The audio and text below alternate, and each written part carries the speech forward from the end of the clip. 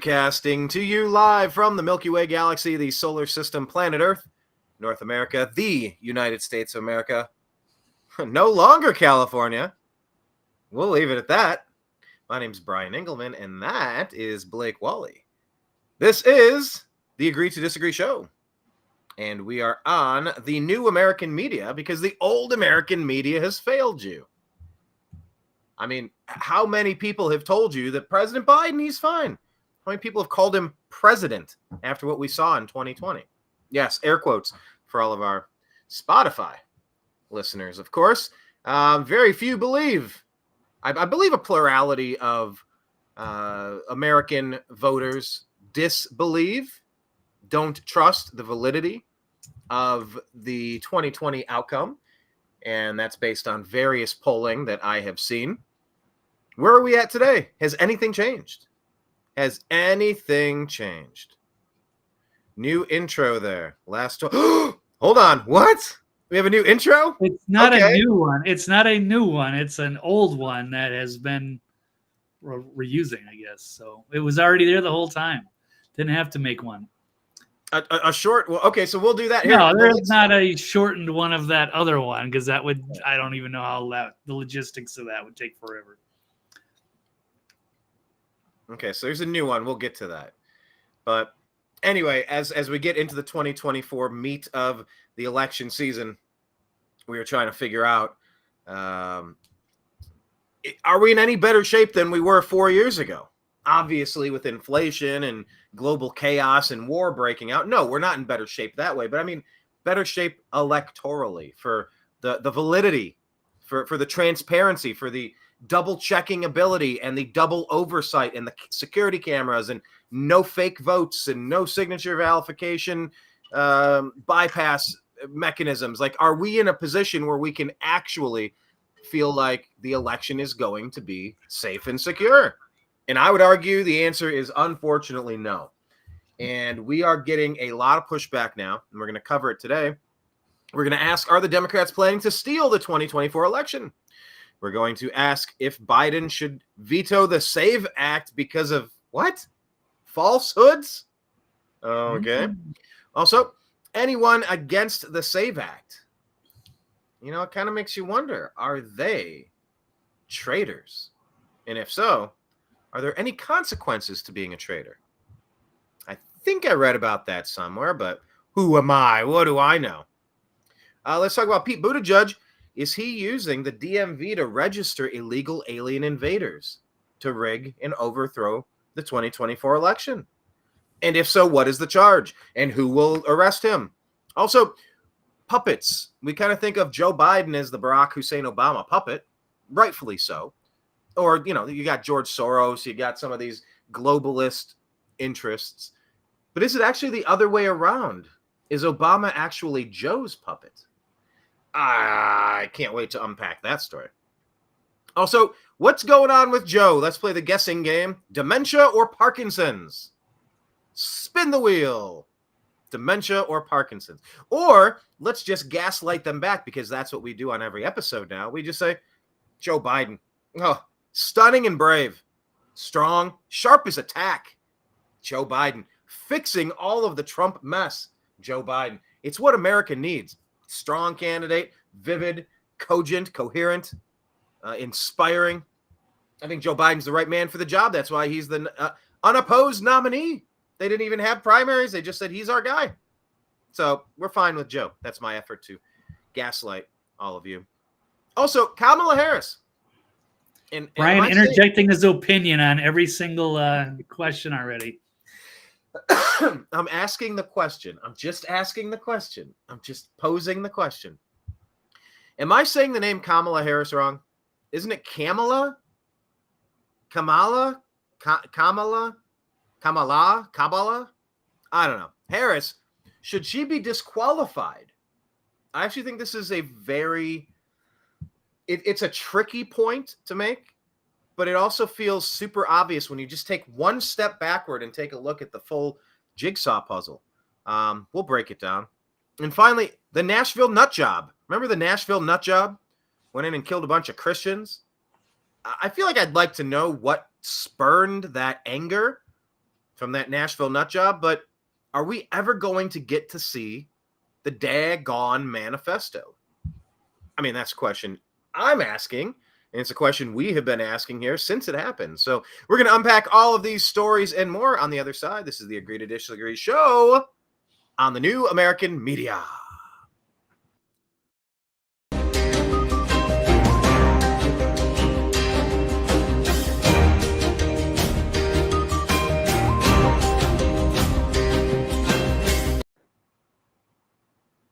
See, there you go. That's a super show. All right. Well, that's what you kind of wanted, right? I don't know exactly what you have in mind. You want me to do the one with the super cut and all the other people and somehow trim that down into 30 seconds? I think we could do a robust 20-second where each of the clips with us interviewing interesting people gets a second and a half. It goes boom, boom, boom. All right, Brian. Well, you get your computer and I'll teach you how to edit. And not doing it. But let's talk about this one today. Blake, agree or disagree that the Democrats are planning to steal the 2024 election? That sounds like balderdash to me. What say you? I'm going to say 100%. Now, I'm not talking about 2020, so you don't need to shut me down for this, for daring to question the integrity of the election. But I'm saying coming up in November, they're going to do everything they can to steal the election. They cannot afford to have Trump and MAGA take over. And by the way, let me just add, I put the light blue scroller at the bottom if you'd like to get some countervailing views about 2020, since we're talking about elections. Make sure you go to CISA.gov/rumor control, because they want to tell you that was a safe and secure election, the only one in election history. All the others, rife with fraud, but you need those countervailing views, says CISA.gov/rumor control. So there you go. It's scrolling at the bottom, so you can never take our videos down, you jerks. Even though YouTube, Meta, trash companies. Trash companies. So follow the New American Media on Rumble and on X at American_media_ Blake is at TV's Blake Walley. So let's unpack this 2024 election. Where do we want to start today? There's a lot of angles and there's a lot of pushback, and we have a couple of months. Like, what is going to happen between now and the election? It seems like it's all hitting the fan right now. The Democrats are way too comfortable running Joe Biden. It's like he's going to get demolished unless they can pause the election and flip it again magically, allegedly. Yeah, we'll see if they can. So if things start getting hairy, 8:00 at night or whatever, and then all of a sudden, oh, sorry, we're going to have to wait until tomorrow to finish the counting, and Michigan, Pennsylvania, Wisconsin, Nevada, Georgia, and Arizona. We're not playing that game again. So, and then, look at all of the overnight. They found just all the mail-in ballots and whatever. I'm not going down that road. But we've already endured that and have had to deal with the consequences, legitimate or not, over the last 4 years. But now it's refreshing to see Elon being very outspoken about voting integrity. So he's slapping those in favor of illegal immigrant voting with a brutal label and suggests a severe penalty. So the Biden White House, they come out in opposition. They proposed this Safeguard American Voter Eligibility Act, or SAVE, which is our headline and our thumbnail.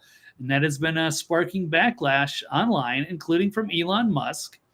Musk sharply criticized the administration's stance because the bill is designed to prevent illegal immigrants and non-citizens from voting in federal elections, which some would think would be common sense, unless you're trying to steal the election and you want to use these people as a voting bloc. But here's the quote from him. He says, the goal all along has been to import as many illegal voters as possible. According to Elon, the billionaire, writing as a response to a post from House Speaker Mike Johnson, because he is asking, why are Democrats so adamantly against ensuring that only American citizens vote in our elections? Because they want to turn illegal aliens into voters. And we must pass the SAVE Act to prevent this. So it's also good to see Mike Johnson, who seems to have cozied up to many of the wrong people in Congress, but at least is making sense on this one. This one is something that we should all agree on, unless you're worried about not winning the election and you can use these people as, to push you over the top and to win it for you. And you're going to turn a blind eye because the ends justify the means. So it sure feels like that's the obvious plan going on. I mean, why else would you flood a country with people illegally? Like intentionally reverse course on every major immigration policy to bring in unvetted people. Remember, this Biden administration tried to get you fired from your job, tried to make it uncomfortable for you in life, as Fauci bragged about. Biden tried to kick you out of the military if you didn't take the jab. And then they're letting millions of unvetted people just swarm into the country like a flock of locusts to start consuming all of the public welfare resources that are meant for American citizens in American cities who need help. That was the story of the Bronx when we went out to cover it. The citizens there were just like, how dare New York and Washington facilitate a situation where tens of thousands, hundreds of thousands of people are flooding into our city, our state, and they're like, we're struggling, we're poor, we need help. Why are they living in four-star hotels for free? Why are they getting prepaid Visa cards for $2,000? You want to help somebody? Help us. What the hell's wrong with you? Like, they were irate about this. So it doesn't make sense unless they're trying to either repopulate a population that is too low already or anticipated to go much lower for whatever reason that may be. Wink, wink. We're not allowed to talk about that. Or it's to rig the damn election. Maybe it's both. But nobody's telling us any valid reason. So what else can you do but assume? Make some assumptions and put a hypothesis together. That's my thought. Yeah, it's bizarre. It's never really made any sense. They could never really give an explanation, and for the longest time, they just pretended like there wasn't actually a problem. It was just some thing that the Republicans were shrieking about, and there was no there there. But then at some point, the dam collapsed, and they realized that yes, there is a major problem festering at the border, and they've let all these people in. If they were getting stopped at the border, they were flying them in the middle of the night. And these cities were getting flooded with people. And yes, as the Bronx and many other locations, they were, overwhelmed and wondering why are they getting prioritized over the local, legal people that were already here that could use the help. And let's not forget all the reports coming in from the airports across the country. There's special lines for illegal aliens who don't have identification. I'm sorry, aren't we in a post 9/11 world where you need to have identification to hop on a plane? It's like, hey, come on in, people who, I don't know what you've done in your past. You might be a criminal. You might be on wanted lists. You might have tuberculosis and AIDS and COVID and gonorrhea and hepatitis and typhoid fever and the Black Plague. But come on in. Make sure you bring that child who may or may not be related to you as a coyote doing some human smuggling here for God knows what. Make sure you put that kid into the school system with little Jimmy. And let's make sure that he gets sick from whatever we didn't test in whatever city we pick, because we're going to fly you anywhere USA for free. I mean, Blake, it defies logic what's been happening. Unless this is part of a very well orchestrated third Obama term Orwellian plan to just blend our societies together, lower the quality of living for everybody, and take America down a few pegs. I've heard Obama say similar things in the past, and it sure seems like his people are pulling the strings because Joe doesn't know what day it is. He doesn't know where he's at. I mean, I've never seen more of a puppet candidate in my life. People used to talk about Reagan in his second term, like, oh, he's old and he's getting a little this or that. That is nothing compared to what we're seeing right now. And it's the same with Watergate. Oh, my gosh. You mean somebody broke in and tried to find something out about the DNC? Oh, what a thing. Oh, my God, Watergate. It's like, holy crap. Did you see what Barack Obama did to spy on Trump, candidate Trump, President Trump, to overthrow Trump in a coup? The 51 intelligence, like, that these are big stories, and it's like in comparison to Watergate's nothing, a big nothing.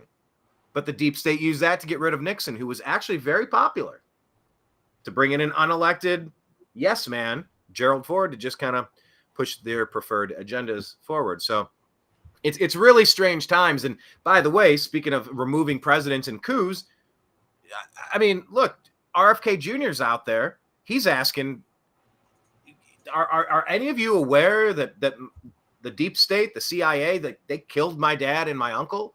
They overthrew the country in 69? 63. 63. I always confused. 69 was the moon landing, right? Yeah.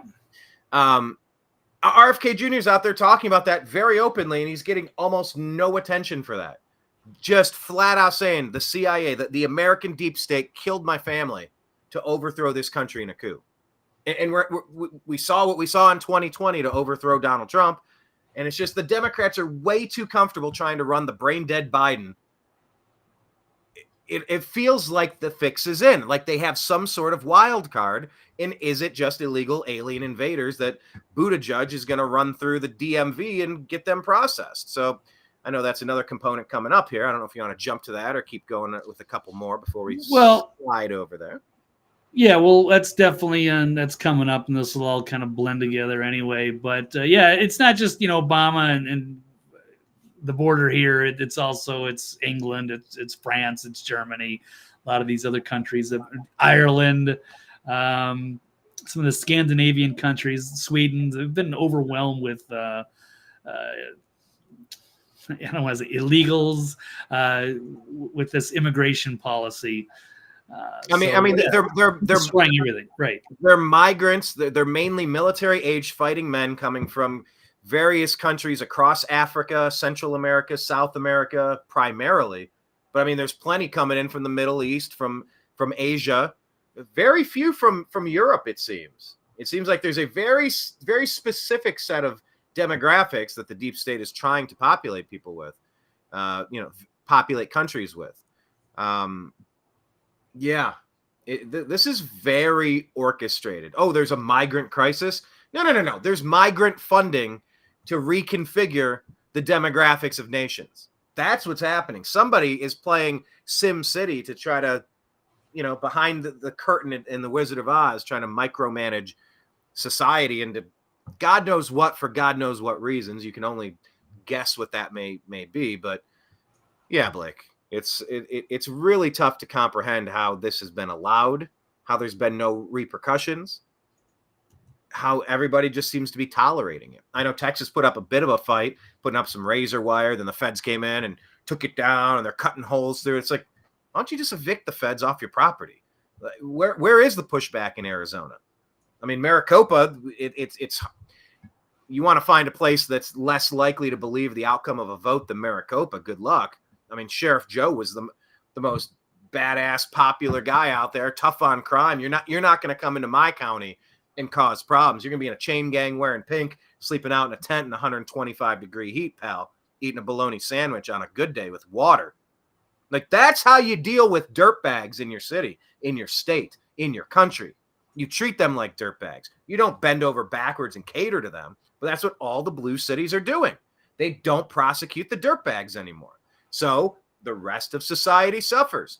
The rest of America drops down a few pegs as it's invaded by a narco state, a criminal state, a deep state cabal working with all of the drug runners, the human traffickers, to get their piece off the top and maintain a little bit of puppeteering control. Cass Sunstein wrote his book Nudge, just trying to nudge things in little directions, just want to push everything into the proper places.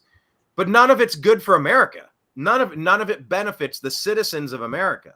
This is for some long-term plan, short-term, medium, and long-term goals that are no good. I have yet to hear the benefits, the alleged benefits of these plans that really do seem illegal and treasonous in my book. It seems pretty obvious they are. Yeah, but it seems like people don't really pay attention or seem to care. I mean, it seemed like the elections recently in France and England, and it's like, people aren't. It seemed like they just they're voting for their own enslavement. They're voting for the destruction of their country and their culture. They're just begging for the end of civilization. Can you give us an update on that? I was thinking that would be in the stack. It didn't make it today, but I did have parts of it, but I didn't even go that far. Yeah, I thought the Reform Party would do better in England, and then the Conservative coalition in France. But it seems like they're voting more like leftist radicals, and well, they're like, even right. Well, like Le Pen had the most, like their party had the most votes in France. It was like 34%. They won, except then. It's a different electoral system than you consolidate. Kind of like, you know how the Libertarian Party chose their candidate and ended up with a very surprising Yeah, candidate. there you go. They're supposed to be some of the most politically sophisticated people in this country, right? And then they end up, they're booing Trump, and then they elect this total wacko radical. And I guess in France, they were Macron and these people were so terrified. They teamed up with the Marxists and the communists and said, look, we'll sell our soul. We just got to beat these guys. So they partnered up to take all these small percentages and add up to enough to take out the ones that the people primarily voted for. It was right. Yeah. I'm never using the words far right in my lifetime. There's no such thing as far right. Just not saying it. Just I'm not playing their word games.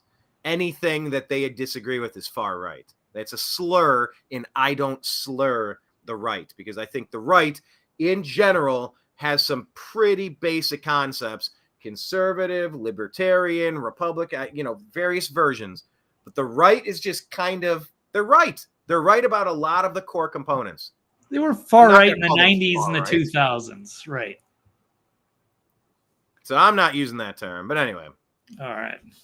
Well, yeah, I think that was ironic, because yes, the Republicans, who I did think were more far right in the 90s and 2000s, have come much more moderate to the left. But then the left has gone so far to the extreme left that now it just appears that they're far right, but that's not actually accurate. So, but anyway, and Elon has pointed that out as well. That's an interesting thing. But lately, he was saying that anybody who's opposing this new SAVE Act, try to protect election integrity from illegal aliens and voters, he's saying, what's the penalty for traitors again? He then asks, suggesting that should be sentenced to death or imprisoned for a minimum of 5 years, fined at least $10,000, and prohibited from ever holding office in the United States per the Constitution. So that was that's take escalating things.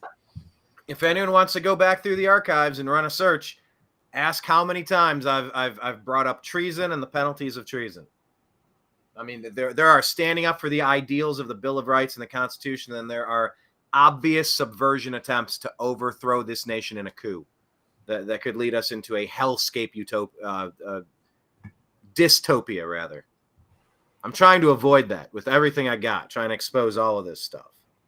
Yeah, we've been trying for a long time, and it doesn't seem to be working. So, like looking at France, looking at England, it's just like they want us to crash and burn.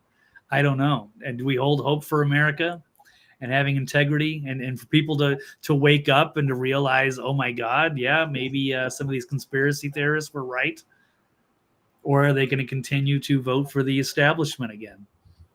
So it just seems they never learn, or there's something rigged. I don't understand it very much, but I'm trying to hold on to that hope, Brian. But it's losing by the day. So of course, the Biden are expected to veto the SAVE Act, preventing illegals from voting, based on supposedly easily disproven falsehoods. I guess that was one of the captions in the stack. Oh yeah, here we go. Biden should veto SAVE Act because of falsehoods. Falsehoods. That's great. Falsehoods. Cheap fakes because of cheap fakes. Because of falsehoods and cheap fakes. Okay. Right. Well, they're saying that since it's already illegal for non-citizens to vote in federal elections, it is a federal crime punishable by prison and fine. fines. Like that makes any difference to them. So the alleged justification for this bill is based on easily disproven falsehoods. Additionally, making a false claim of citizenship or unlawfully voting is punishable by removal from the United States. Like, who's actually going to enforce that? See, that's the problem. How many people actually did this last time around in 2020, knowing that they were committing a felony and just didn't care? Or maybe they were just like, unintentionally, but they didn't know, or they could plead ignorance, or I didn't speak English, I didn't understand what I was saying, I didn't know the law, it wasn't made clear to me. And so, I mean, it'd be different if they had people sign Blake, they don't have to sign a waiver. They don't say, hey, right. Okay. Go ahead. Sorry. You go first. I'll talk about polling in a second. Good. Okay, but it's not like when people check in to go vote and they make somebody sign something that says if you're voting illegally, you're going to be subject to getting exported or put in jail for 5 years and hit with a $10,000 fine. I mean, there need to be poll watchers at every polling location. There need to be police there. And if you are not in the database as a citizen, you should be immediately arrested and taken to the back of the gymnasium in your holding room to be deported if you're up to that. This isn't rocket science. This isn't mean.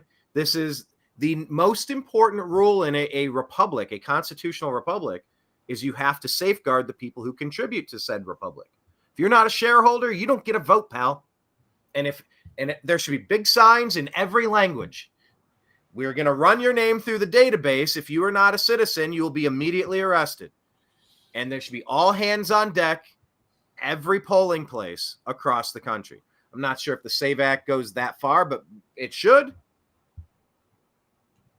Yeah, no, I agree. But they're not going to go for that because it appears that they are setting the stage to keep the voting laws loose and to use these people as their voting bloc to keep them in power.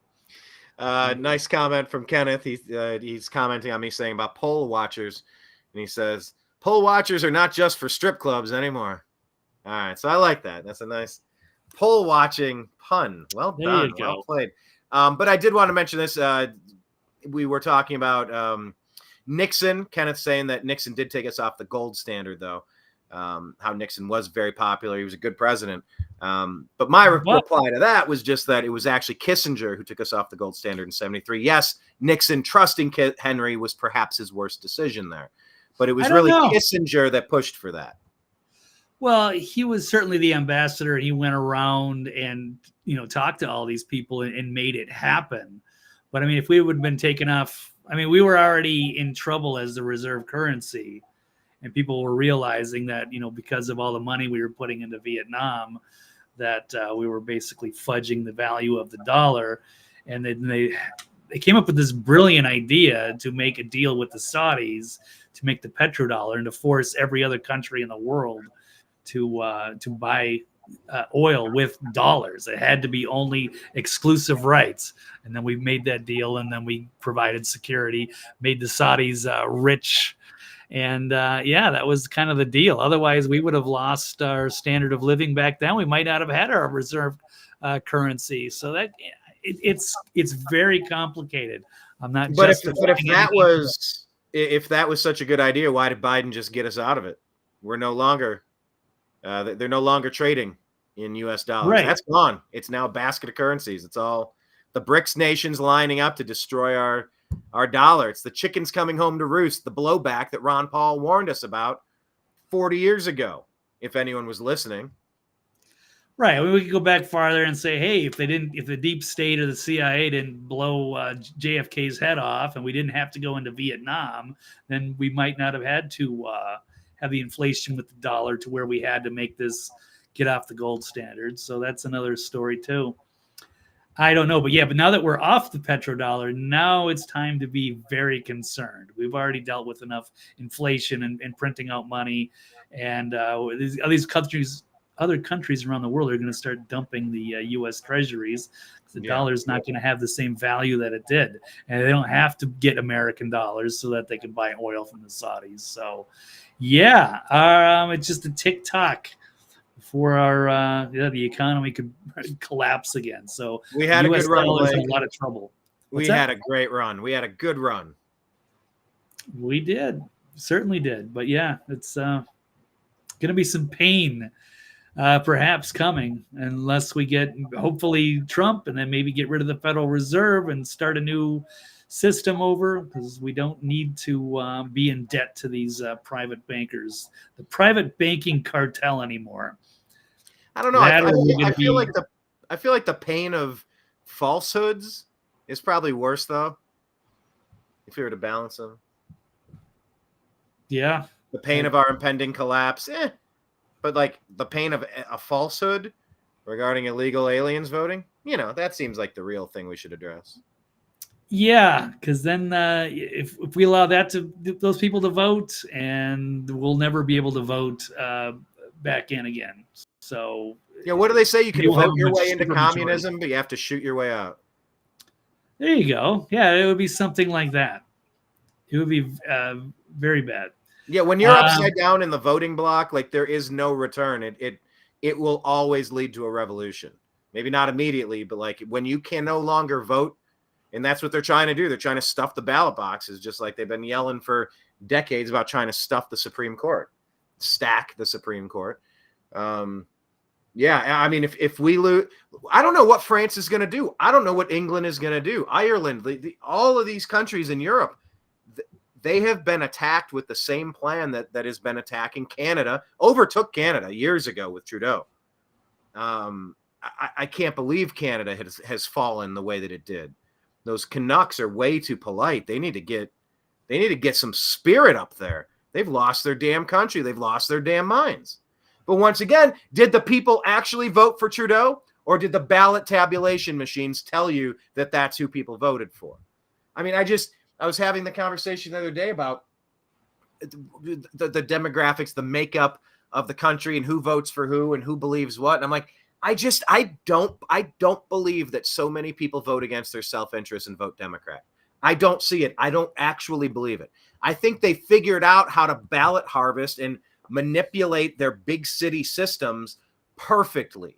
The overlay map of red and blue of the United States, it's red everywhere, except for a couple of dots in a couple of big cities. And that's how they try to tell you the country's 50-50. I don't buy it. I don't buy it. Those cities are falling apart. The schools are trash. The infrastructure's trash. There's trash everywhere. They're not prosecuting the criminals. Homeless all over the place. Drugs, crime all over the place. The cities are the most mismanaged places. But I love the great American cities. I hate what they've become. I just find it impossible to believe that after 6 decades, 7 decades, you look at Detroit and St. Louis and Cleveland and Chicago, and pick your liberal bastion, your ideal city on the hill, your shining beacon on the hill. I don't believe that the people in these cities keep going, yeah, you know what? Nothing's going right. Let's stay the course. I just don't believe it. Maybe they are manipulated and indoctrinated, or maybe the votes are being taken and tabulated without them knowing. I don't know, but my gut says there's not as many people who vote Democrat as we're allegedly told there are. Oh yeah, it's a 49-47 election right now. Trump might be up by a point or two. Like, in what universe is this remotely close? We haven't seen an administration this inept and this traitorous ever. Obama was pretending to be normal his first 2 terms because he had to. He's all in under the guise of Joe Biden as the marionette C-3PO puppet robot just walking around being guided to the next thing like Mr. Burns. He's just Anyway. Perhaps, but I don't know. It seems like a lot of these people, they just go along with whatever the media tells them to think. And they're just, they believe the wrong people, bad information, and they somehow twist it as the Republicans' fault or somebody else's fault. And they continue to vote for the people that are destroying them. But also, to make this point on this tweet here, they're not necessarily importing Democrat voters. They are importing people. and the names, and that allows the state fraud process to generate ballots. That's an important distinction, so that the migrants will not use the ballots. So it won't be like, legal aliens necessarily walking into a voting precinct and casting and causing a federal crime, but it'll be just DNC harvesters will collect them. So they'll fill them out. So they have their names. They'll be able to, call for, order up a mail-in ballots for everybody, fill them out on their behalf. They'll, throw them $20, and then the precinct workers will just scan them and count them. So illegals don't need to vote. They only need to exist. They only need to have a name somewhere so that they can create a ballot for them. This is such bad news. This is such bad news. I know Charlie Kirk's been working really hard. Here's Charlie Kirk right here. He says, Elon Musk is right. Anyone who's against the SAVE Act, which requires proof of citizenship to vote, is a traitor to America. What other possible explanation is there besides Democrats want illegals to vote? Democrats and Joe Biden are an existential threat to America. Agree 100%. And the mechanisms that could potentially allow that are terrifying right now, Blake. Terrifying that it's possible that the fix is already in, and that all these new registrations, like you kind of insinuated there, they're going to be put aside. The ballots will be air quote mailed out. They'll be returned via Dropbox. Sure, they will. Vote harvesting. Or they'll just appear. They'll be uploaded in a database to a computer system that's totally not connected to the internet, but totally is. And all those names just appear. Bloop. We go to bed with President Trump up 700,000 votes in Wisconsin. And then bloop. Oh, look. Brrr. Remember that fraud thing where that exponential burst in blue comes up at 3 a.m? Okay. And we just went along with it and rolled over and let other people take control of the country and drive it into the ditch. Okay. That's where we find ourselves. The courts wouldn't look at any of the evidence, and they never did complete the audit in Arizona. And so they did not go through all that. And then all the affidavits, like 7,000 affidavits of people alleging election fraud in Michigan, that was never seen. Yeah, there was a lot of problems. Georgia, what about Pennsylvania, Wisconsin. Behind the doors in Georgia. You keep hearing about that one, right? Like there's votes to look at in a locked room inside of a building in Georgia, and they've been ordered to turn them over, but it's been a year and they've refused to do it. Now they're saying they don't want to pay for the storage anymore, so they want to destroy all of the ballots. That's one of the 50 Georgia stories. And it's just like, there's nobody in charge. There's no enforcement mechanism. But don't worry, there's a plan. Trust the military. Okay. Yeah, I'll just lay down and trust. Yeah, someone's clearly in control since everything's been upside down for 4 years straight. Yeah, there's a plan. Okay. Ooh, definitely. Got to trust the plan. Let's see if I can pull this one up. Yeah, I mean, the Republicans have gotten more savvy trying to register more voters and get into the pre-voting and all of that. But, God, it's go time right now. It is so crucial that they're able to stop some of this stuff. But there's going to be legal fights. America's first legal and Supreme Court. People really need to weigh in on this. Yeah, you would think so. I mean, in Wisconsin, that Justice Gableman, he did a great job of going around and pulling up all these problems and pointing them out. But I don't think anything's going to happen with that. So again, it just seems like people are tuned out. They just don't seem to care. And the whole world is just heading for a total collapse. And we're just going to be vacuumed up by World Economic Forum, New World Order, what have you. But it's gone. I couldn't get that tweet up about the trust the plan stuff. So yeah, it's been 4 years. So we're all tired of it. It's probably not going to happen at this. Oh, you had a trust the plan tweet.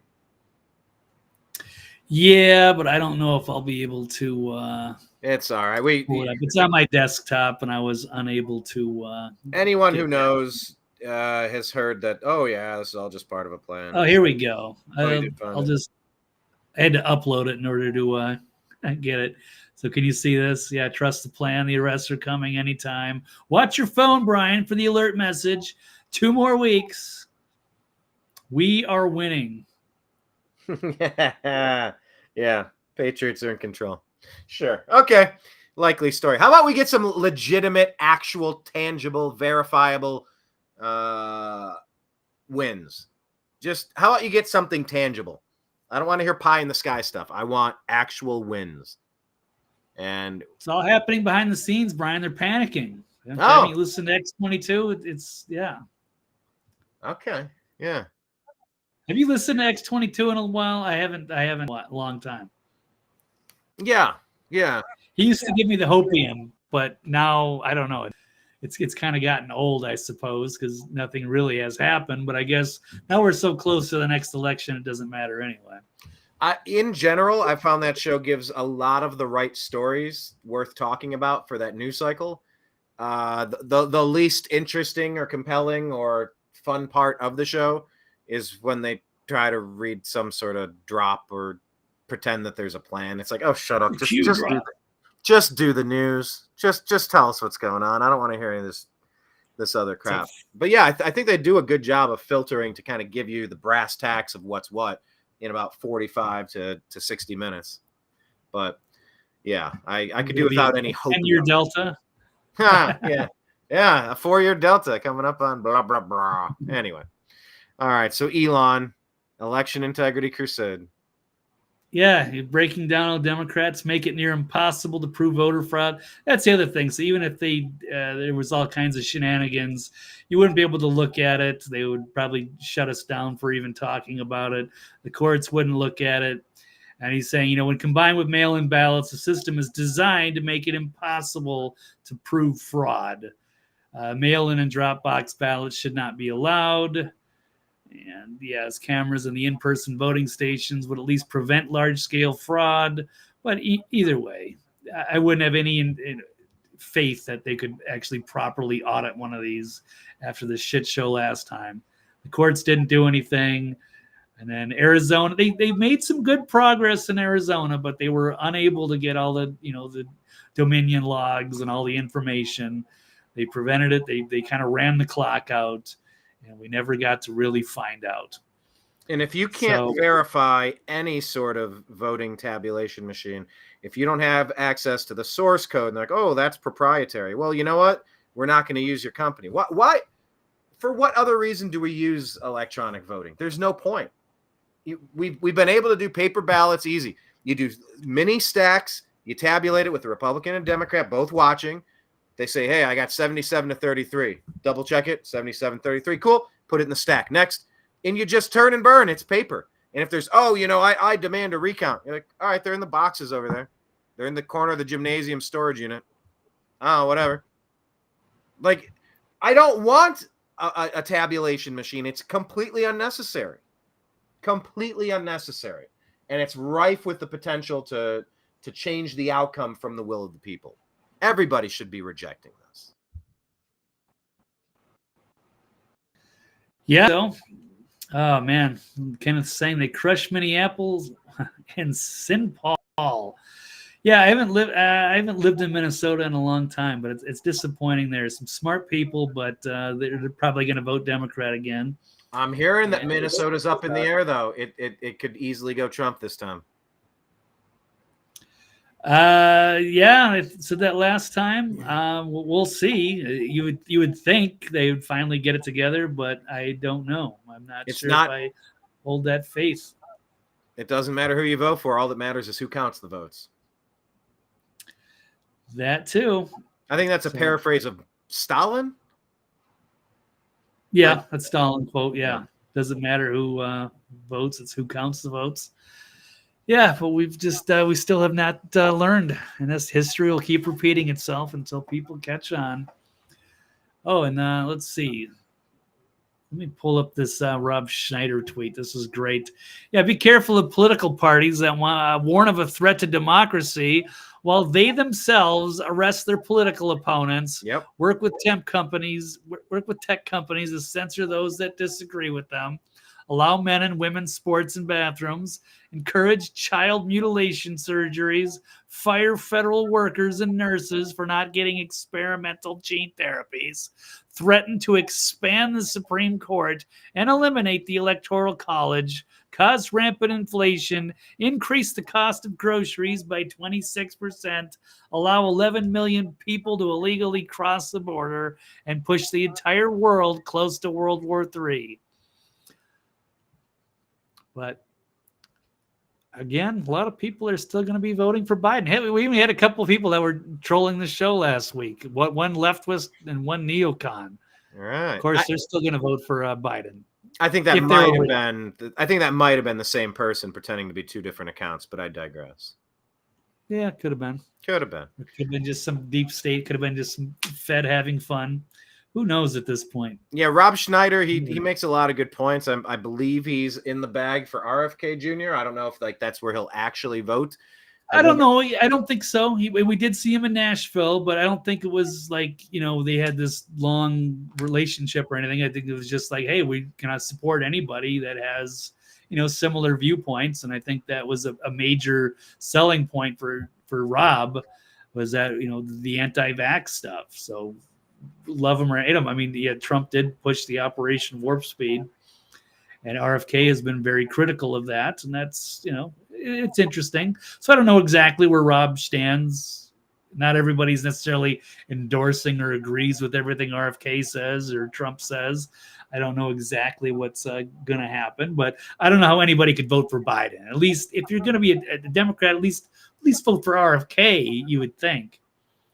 But I don't get it. So I don't get it either. Can we talk about what Pete Buttigieg is doing and how that doesn't make sense? That's another thing I don't get. Because this appears to be potentially, like you said, if it's too hard to unpack and understand where the theft happened, how are we ever going to get an official audit? How are we ever going to catch the criminals? Yeah, will they actually want it up at the DMV, and then these are all going to be paper ballots that end up magically appearing in a Zuckerberg Dropbox again, and counted, tabulated once you know the exact number from the Republicans. For the Trump side, you go, oh my God, look, we found the perfect number. Well, look, with 1,500 votes to spare. Oh, barely crossed the finish line. Sure you did. Yep. So that's going to be a problem as well. But yes, the DMV. Yeah, the other thing is they're not going to honor a recount anyway. They get the results as long as you're voting for an establishment candidate that they can control. They don't really care. But if you're voting for a populist and a nationalist like Trump, and he loses, they do not care to look at it. But I mean, when it was Hillary, and they were trying to say it was, the Russians were doing it, they actually did go through with Jill Stein and go and check and do a recounts. But they just came up with the same results anyway. So it didn't go anywhere. And no one was really threatened by it. But once they were threatened with it, with all of the checking signatures and the mail-in balloting and the machines, then they didn't want to touch it. But also got another real quick, yeah. Kenneth chiming in about the Rob Schneider thing. Making vote copies. Yeah, good call. Making ballot copies. Caparama. Election rigorino. Rigged election. The good old days. Saturday Night Live. Yes.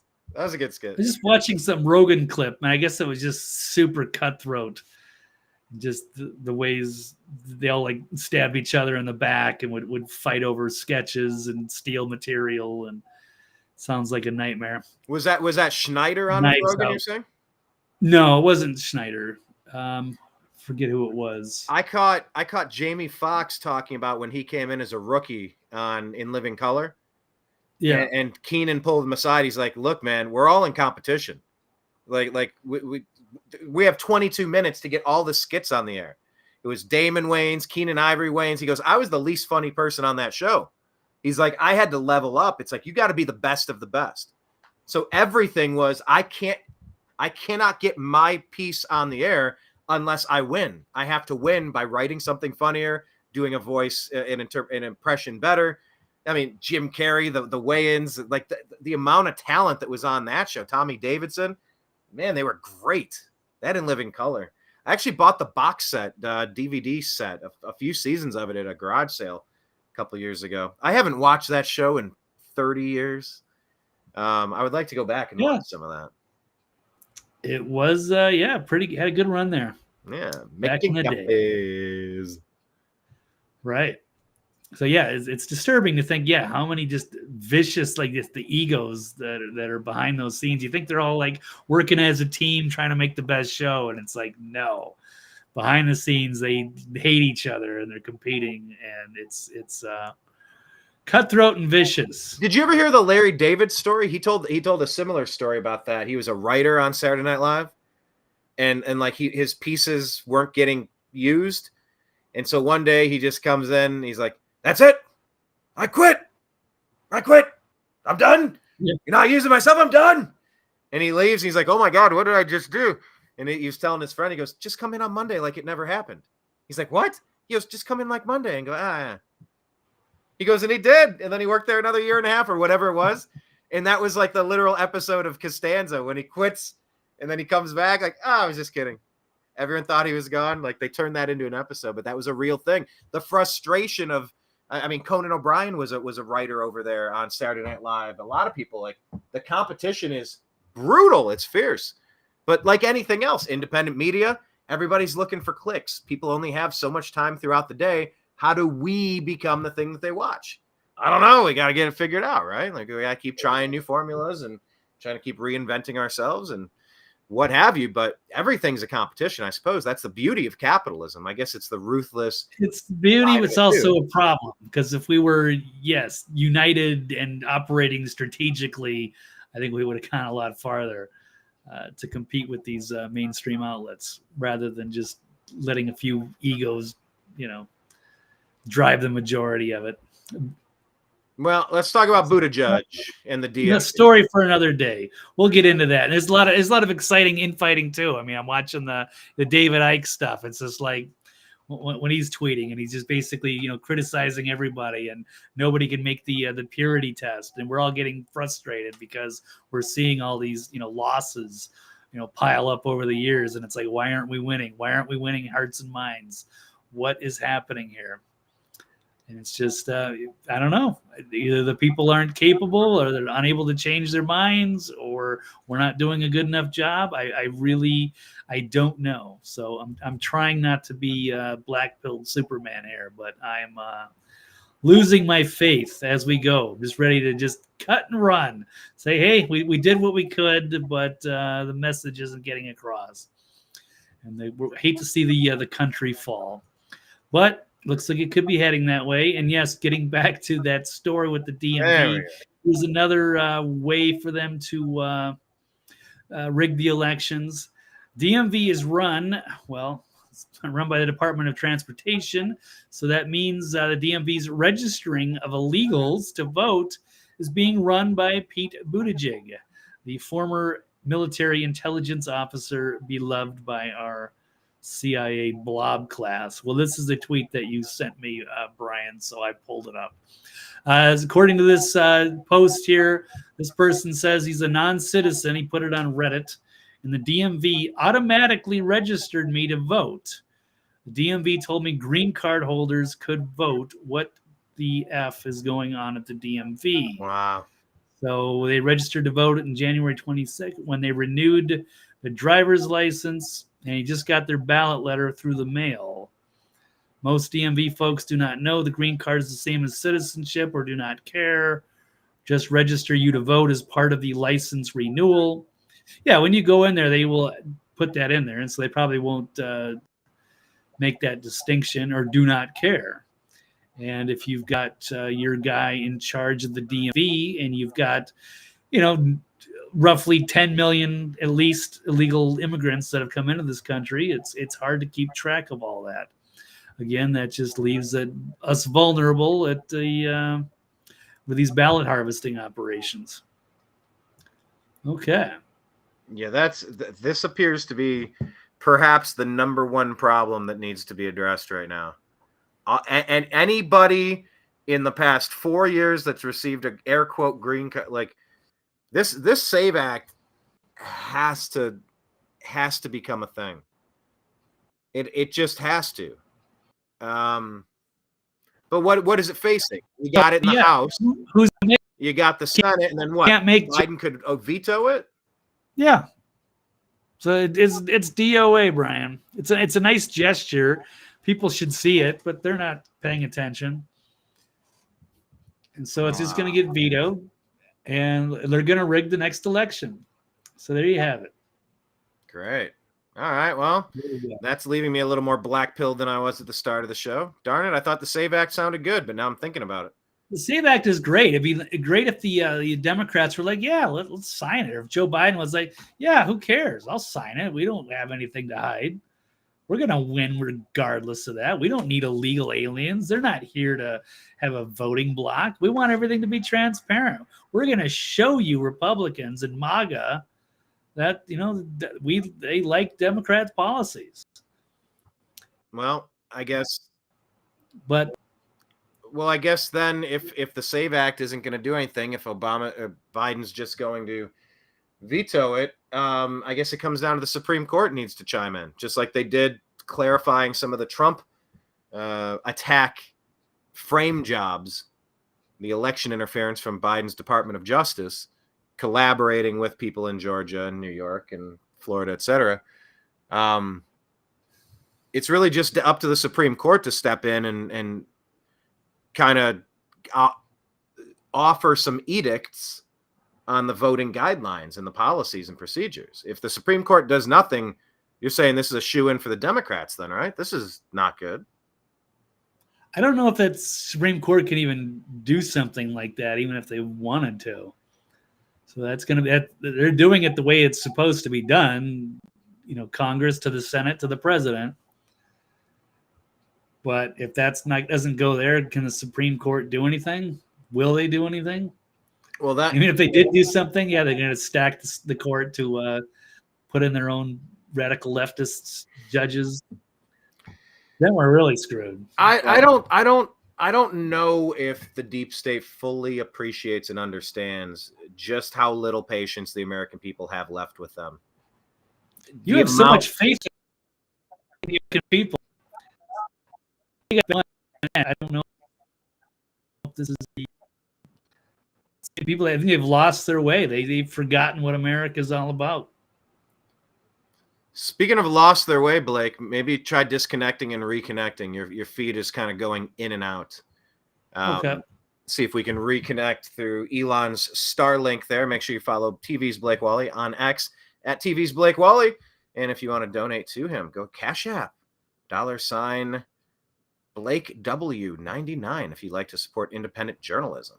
He's also at thenextlevelnews.com for all of his archive info. Of course, this is the New American Media. I would like you to follow us on Truth Social. We are the New American Media there. On Spotify, the Agree to Disagree Show. On Rumble, the New American Media. On Telegram, TNAM and TNAM Chat. On X at American_Media_. We have a page on Facebook, The New American Media. Like the page. And also search TNAM in the groups section for TNAM Humor, TNAM Grow Something, TNAM Preparedness, all those things. There's lots of TNAM groups, including TNAM's The Agree to Disagree Show. So find those in the groups section of Facebook. Follow the New American Media on Instagram's page. We always send out a lot in the daily stories, usually in the morning, kind of settled into a nice little rhythm of which social media are used to peruse and gather the day's important stories. And that one usually gets morning work. So make sure you're following that. Of course, subscribe, youtube.com/@thenewamericanmedia. And also patreon.com/thenewamericanmedia if you would like to subscribe and support independent journalism. Blake is back with a stronger signal. Look at that. Am I? Well, you're 10 of 10 now. You were 4 of 8 of 10. And the feed was kind of crackling in and out a little bit. Yeah, it's still on yellow bars. Ooh, it's bad. Well, now you're at 9. Oh, now you're at 7. Oh, well, we'll power through. We'll do the best that we can, Blake. All This right. is Any my more on Pete Elon Musk Buttigieg? satellite.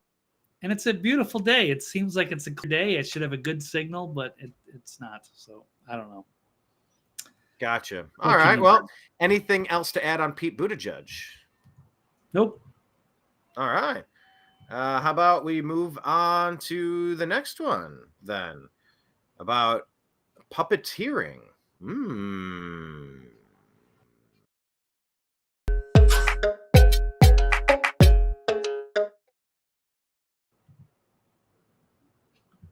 All right. Blake, would you agree or disagree that Obama is Joe's puppet, not the other way around? What say you? Agree or disagree?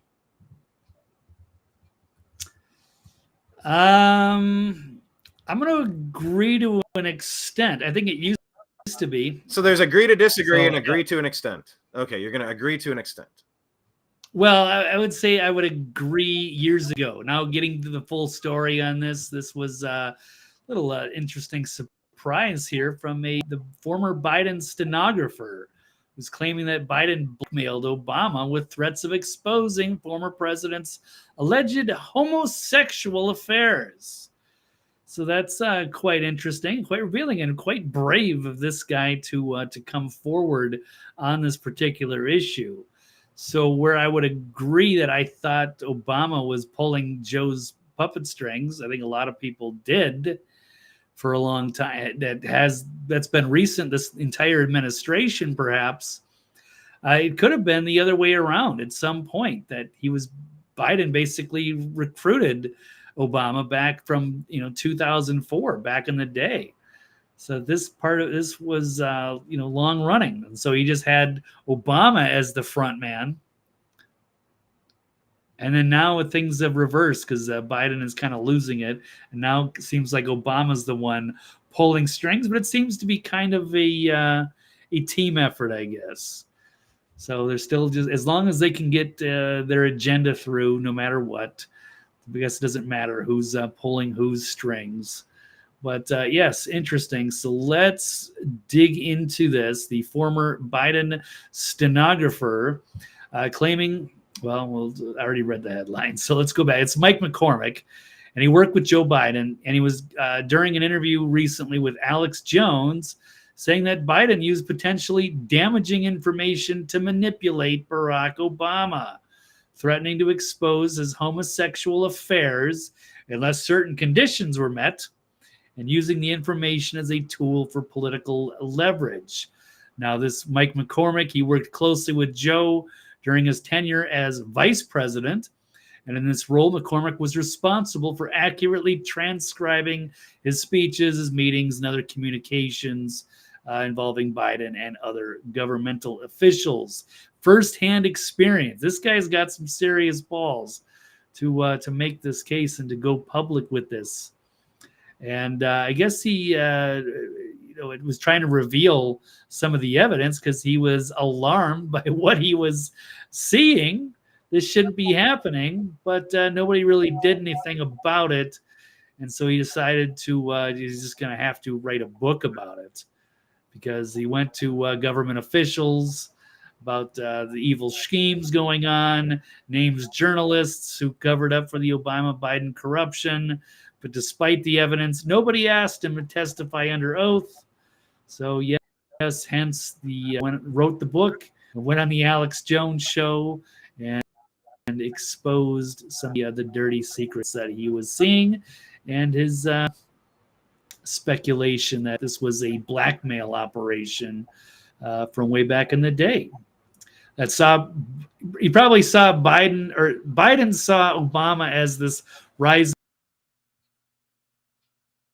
star back from, and kind of got him into this the committees, showed him how Washington works, and then decided to use his charisma and operate as the front man. And then while he was the VP and the puppet string puller. But now it's the other way around to some extent, Brian. That's kind of what I was getting into while you had to step away. So yeah, that's really it's interesting, because for so long we've just assumed that this is Barack Hussein Obama's third and most honest term. Well, it is now, right? But what about 2008? What about from 2004 and beyond? Was it actually Joe? Because it's easier to run as the puppet man as the VP. So and then he's the process, experienced guy. Right. So the thought process there would be that what we were seeing from Barack Obama's administration was actually the Joe Biden.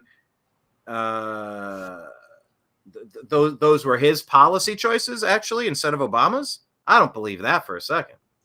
Like he was pulling the strings. Like he was Democrats. No, it's still Hillary Clinton. It's still Barack Obama. It's still, Joe Biden, whatever. It's all part of the same little alliance, so Chucky Schumer or Nancy Pelosi. So he says, I think people talk about Obama being the puppet master and Biden being the puppet, but I think it was the other way around. I think Obama made his mark in the Democratic circles. That was his big speech at the Democratic convention in 2004. And then Joe Biden, he got on the radar. Joe Biden started looking into his past with his operatives. And then when Obama makes it through, gets him in the Senate, Biden tucked him under his wing. He was the chairman of the Foreign Relations Committee. So he tucked him in right under his wing and put him on the Foreign Relations Committee so he could get some foreign policy experience. And Biden at that time thought he would be the presidential candidate and have Obama as his VP, but then it went the other way around. But still, it was like they were just using each other. Bad people, but they're all on the same agenda at the end of the day, regardless of who is blackmailing who or pulling whose strings. But now that Biden is faltering and he's fading, and yes, it seems to be that Obama is the one pulling strings now, but maybe not the whole time. So it's a more complicated agree to disagree. So okay. Yeah, it's just hard to think back. And you're saying that Obama could have been the VP or should have been or was almost? No, I think Biden probably would have wanted to be the president. He always that was his aspirations. And then saw Obama as a potential VP. But then they switched things around as Obama became, a bigger superstar. But it still allows Joe to basically run the show behind the scenes anyway. So he could have been handling Obama. Plus, that's why they put him with Joe Biden, because he was the experienced, senator running from behind this, who knew how Washington worked, so that he could help, the young, talented Obama, survive and thrive in D.C. Yeah, but you know what Biden really wanted? What Biden really wanted was to make sure he was getting all that sweet, sweet Burisma money.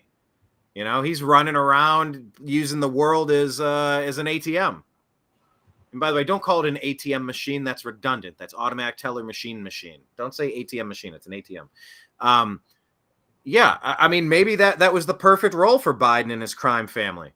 Just, hey, you go be the front man. I'm going to go be, and son of a bitch, the prosecutor stepped down. What do you know? I said, I'm not going to release any of that aid unless you fire that prosecutor, and son of a bitch. He was gone. I mean, Biden's bragging about his quid pro quo, about extortion, money laundering, theft, graft, abuse of power, treason, whatever you want to categorize it as. Yeah, Biden really slid into that under the radar, super leverageable person. That's what Hunter was doing. He was leveraging the power of his dad, the big guy getting his 10% cut. And then, of course, Joe would get some things passed with Obama, and then, he'd get paid for it. So, yeah, it's interesting. But with so much that's already out about Barack Obama at this point, the Larry Sinclair interviews and all the speculation on Barack's Bathhouse Barry and his boyfriend, Reggie Love. Oh, geez, Reggie Love. I haven't said that name in a while. That's straight out of Central Casting, too. But I guess Obama he's take trips to Chicago and Los Angeles on the Air Force One without the wife and kids, and they didn't really know what he was up to. perhaps having homosexual sex with in various bathhouses. And good for him. Hey, great. But but if he's being blackmailed by creepy Biden, that could be problematic. Well, and that was the problem with the Hunter Biden laptop, where 51 traitors, they call them intelligence officials, you can call them traitors, lied to rig the 2020 election. Like 18%, 1 in 8 people, or whatever the number was, 1 in 5 would have changed their vote if they would have known. The problem with the Hunter Biden laptop, with all of the underage stuff, with all of the prostitution, sex trafficking stuff, with all of the gun stuff, all the drug stuff, all of the money laundering stuff, this is the most compromised family member perhaps in American political history. That was a relevant point. That was salient. And then Chris Wallace, he ran interference. President Trump had to debate Wallace and Biden that entire time, as Biden sat there and lied to you about, including 8 former CIA officer directors. You know the thing, that they all said it has all the classic earmarks. Russian disinformation. You know the thing. Come on, man. Right. Russian. That's what he did, and Fox ran interference for him. So, I mean, anyway, the point about Obama, though, like, doesn't everyone know who he is and what he isn't at this point? Or I guess not. I guess I just think most people do, because I do. Don't people understand who that guy is? Or probably not. Like, we're in our own bubble and we don't realize that most people don't know and don't care. But where there's smoke, there's fire. Where there's nothing but smoke, there's nothing but fire. That's interesting that Obama could have been blackmailed by his VP. That's very interesting accusation. Right. Well, I mean, hey, they both gained out of it, right? I mean, Obama got to be the president, and you just, you got to suck it up. You get blackmailed. So I guess it's kind of a win-win in a way. Okay. Would you be president, but you're totally compromised? But I mean, he still gets to run his own agenda. I mean, they're on the same page for the most part anyway. Yeah. I mean, I don't know if that stuff flies anymore. Now I think it's not that weird anymore for people to be, homosexual or trans or what have you. We could probably have our first gay president now. We would probably already have. Sure. He did everything he could to push the gender confusion stuff. I mean, I had teachers in the end of high school into college pushing the gender confusion stuff, and you were mandated to sit in these classes, and you're like, what are you talking about? What is this? Why are you forcing us to be here? Why are you trying to indoctrinate our little kid brains, our freshman, sophomore brains with this rubbish? Oh man, that Democrat Party loves pushing that confusion on people. But yeah, I mean, society's a very different place 20, 30 years later. Yeah, it sure has changed a lot, and most of it not for the better. Speaking of change, Brian, I've only got 10 minutes, I think, so we're going to race through a couple of these stories here. Should we bounce to the Nashville nut job, since that's on the trans topic? The trans attacking Christians? Sure. I don't have much to say about it anyway, but we'll roll here. Judge saying Nashville shooter's writings can't be released as victims' families now have a copyright. So the writings of this, was it Aubrey? I forget. Aubrey Hale, who killed 3 9-year-olds and 3 adults at a Christian elementary school, cannot be released to the public. They found that the Covenant School children and parents hold the copyright to any writings or other works created by, Audrey Hale, who was shot by police. A part of the effort to keep the records closed, Hale's parents actually transferred ownership of Hale's property to the victims' families, who then argued in court that they should be allowed to determine who has access to them. So they recognize that claiming copyright as an exception to the Tennessee Public Records Act was a novel argument that previous courts had not ruled on. And in the end, she agreed with the parents group, finding that the original writings Journals, art, photos, and videos created by Hale are subject to an exception to that Records Act created by the Federal Copyright Act. So I have a real hard time with this. This doesn't make a lick of sense. There's a public interest. Well, they've seen it, so it doesn't make any sense to you because you haven't seen this stuff. But for people that have seen it, they're like, I don't know if people need to see this stuff. But we'd like to know the amount of hatred in this person's heart for Christians. You would, right? We want to know. We want to know who's indoctrinating these people to be so confused with themselves that they lash out in these fits of rage. Like if there are teachers that are participating in the brainwashing and the brain damage occurring to these kids that's leading to this, I think it's relevant to know there's a public health interest at bay. Perhaps, but perhaps Brian, if they showed it to you and you would read it and you would go, you know what, maybe the public isn't ready. This could inspire, copycat people, or this could inspire violence on Christians or trans people or who have you. Is it something that we have to know, or is it something that maybe we should let go? I think it's a public health crisis right now.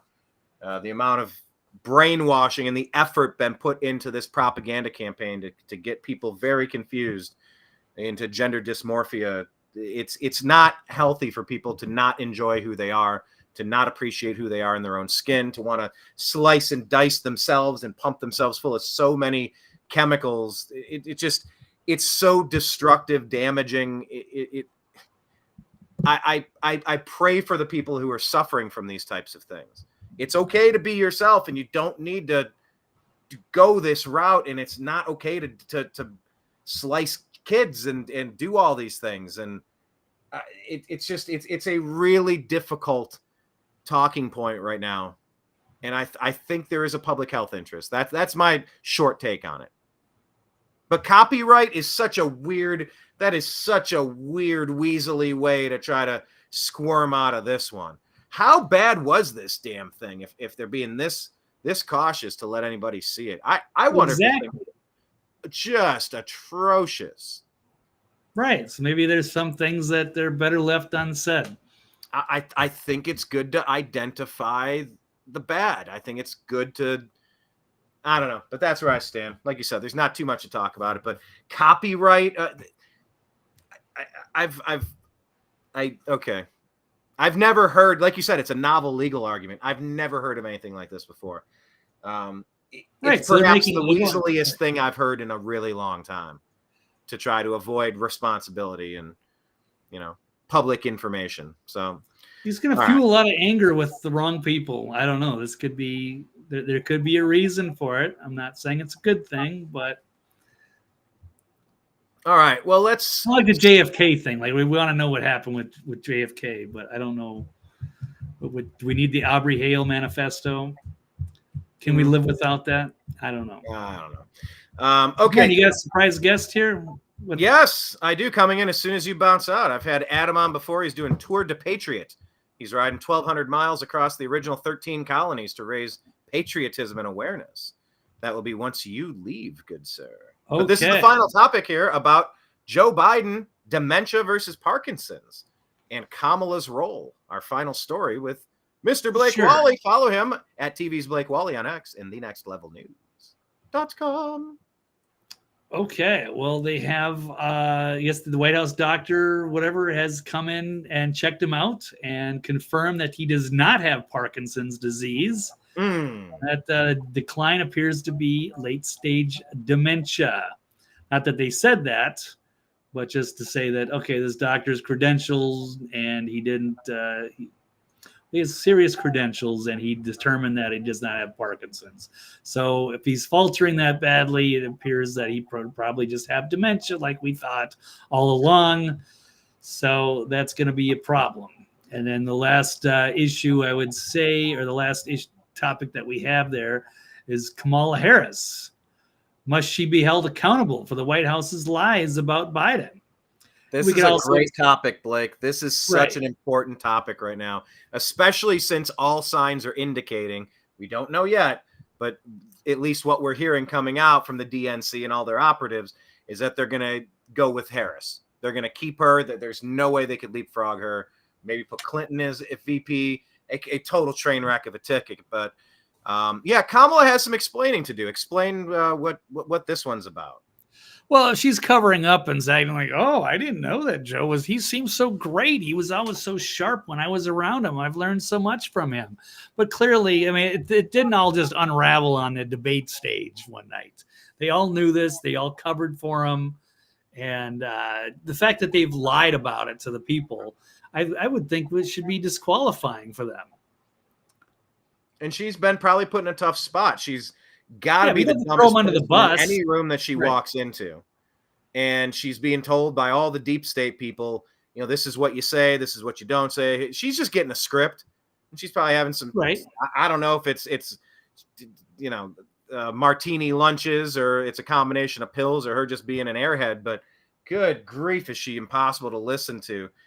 Sounded like a third grade teacher on an acid trip with her, cackling like a hyena. But she kind of has one role as vice president, and that's keep an eye on the president. And if there's anything wrong with his cognitive abilities, your only job, Kamala, aside from being the border czar, which means you are involved in the treasonous overthrow of America, perhaps by allowing up to 30 million illegal alien invaders in. Thank you for that. But her number one job is to keep an eye on number one and alert everybody with waving hands and red flags and flashing red lights. 25th Amendment time.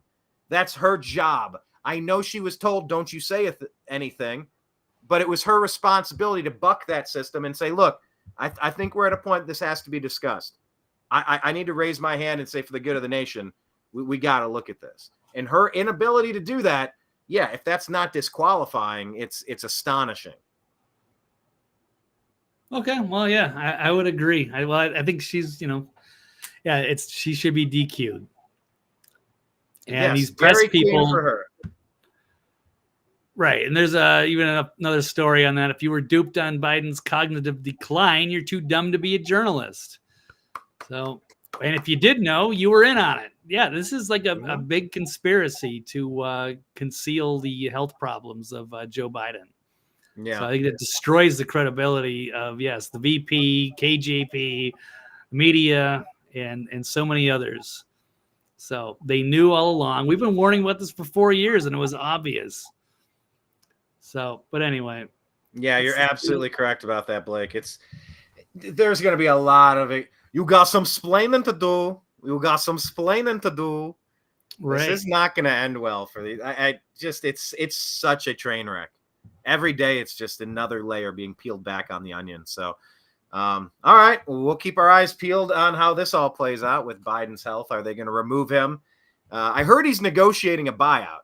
I heard he's negotiating how much of a kickback he's going to need from his book deal to step down as president. And he's asking quite a bit, which is what's delaying the process. But these are all just rumors. We'll see how it shakes out. But yeah, the man is toast. The only one easier to beat in a debate and in an election than Biden is probably Harris. So, you know, I don't know that it really matters who the Democrats sacrifice in 2024. It seems like they have 0% chance unless there's shenanigans, which there is 100% chance they will try. So I don't know. There's a lot of competing stuff here. We'll see how it shakes out. Remember last election, all of the mail-in votes from all 50 states, they favored Biden somehow. Wow. But all of the states, they went red in the in-person voting. Okay, so real people are voting red, and then all of the magical ballots, they vote blue. So, you know, two competing stories playing on the same screen at this point. All right. Okay. Blake, thank you so much. Any final words on your way out the door? You're doing a show tonight? Yes, there's a Toxically Masculine Tuesday. That's going to be with Mike Barra, Dr. Brooks Agnew, and Trail Boss Steve Doran. That's it's coming up at 9:00 tonight. So if you're on Twitter, follow me or Mike Barra and tune in. We'd love to have you. It's called the Best Round Table on the Net. Best Round Table on the Net at TV's Blake Walley. Follow him on Twitter and thenextlevelnews.com. All right, Blake, thank you so much. Appreciate you, sir. All right. Thank you. All right. Take care, everybody. We'll see you Thursday. All right. To be continued. Bye. Thanks. There he goes, everybody.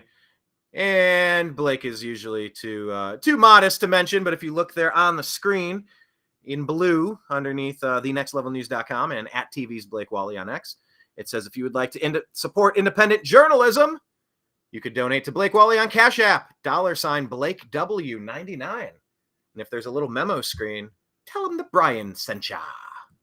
All right, cool. So thank you, Blake. We just tore through the news, and now check this out. We got a special. What a wonderful day. What a special treat. What a fantastic surprise, everybody. We have bonus show. I've clicked all the buttons. Why are they not switching? Hold on. I clicked this to add. There we go. We'll try it a third time. That's the key. There we go. Finally remove the... We got a really strong lag on the system here. Try to bring in Adam again. Yeah, we're on like a 7-second delay on the technology. I click it, and I wait, and I talk. I clicked it 10 seconds ago. But if I click it again, it'll unclick it just like it did. So here we go. Wow, look at this. Perfect. Adam Boyd joins us again, live from, what do I say, sunny Arizona? Sunny Arizona, that works. Heck yeah. Welcome back, Adam. How are you today? I'm doing well, having a great day, and excited to be here. Excellent. Thanks for joining us. Adam, oh, by the way, your vocals are a little quiet. Last time did we have earbuds? I think we switched to earbuds. Let me crank up the volume here. Is that any better? Yeah, maybe a little bit better. Thank you for that. We had Adam on about a month ago. Maybe was it a month ago? Longer than that, maybe. I don't know. But we kind of unveiled. There we go. Kenneth is asking questions. Let's pull this up. Let's just jump right into the questions. He remembers you. Let me scroll. I have a borrowed bicycle right now.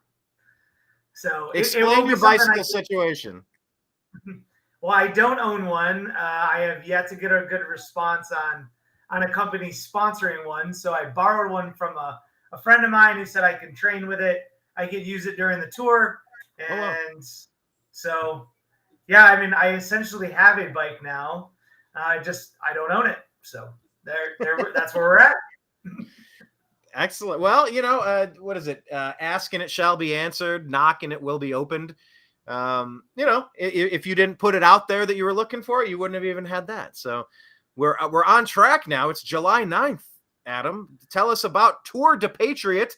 If you want to get information, I believe that's tourdepatriot.com, correct? Yeah, so there's a couple of different ways you can get involved. I'm always open to podcasts, social media lives, just any type of promotion connections that you can make. We're also taking donations. You can buy a program. We're doing corporate sponsorships. And now you have a virtual option where you could ride along with me. You just go to, it's going to be on the website. It's a run sign up link, but you can ride all 1,200 miles, or you could ride as little or as much as you want. So how do you do that virtually? I'm trying to go big screen with you here, but of course my system is lagging immensely. Forgive the technological glitches here. And I'm trying to show you on the screen, less of me, more of Adam. But how do you ride virtually on Tour de Patriot? What's that like? What's that? So basically, you just go in, you sign up for the virtual race, and then if you log your miles, it's really kind of on the honor system here. You do let's say 20-mile ride, and then you go into your link and you put in 20 miles for the day and 10 miles the next day and 30, whatever it is. And then you can just kind of support the tour that way. Okay, excellent.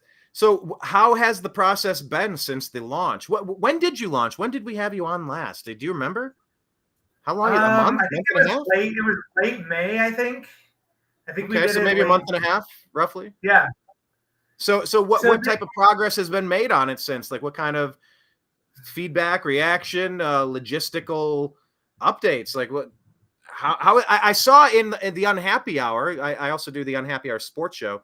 Somebody reached out to you and said, "Oh, I'm over here. If you come through, let's team." And you're like, "Okay, cool." Like, I don't know if anything came of that, but I'd imagine there's a lot of these conversations happening. How are you putting it all together? Like, what are some of the best updates, and what are some of the areas that you're kind of still in a logjam with?